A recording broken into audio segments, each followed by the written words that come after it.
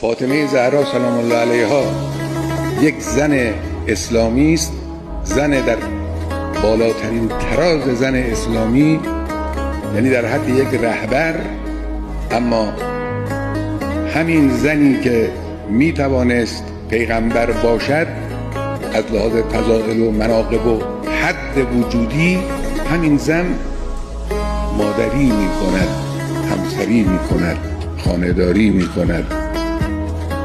ببینید اینا رو باید فهمید، اینقدر تحقیر نکنند این خریفتگان غافل. چی بگه انسان؟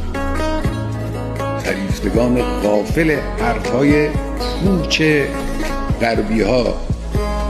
تحقیر نکنند خانه‌داری رو. خانه‌داری زن معناش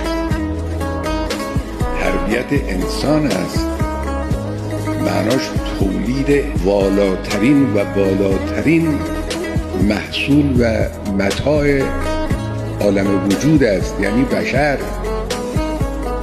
خانه‌داری یعنی این.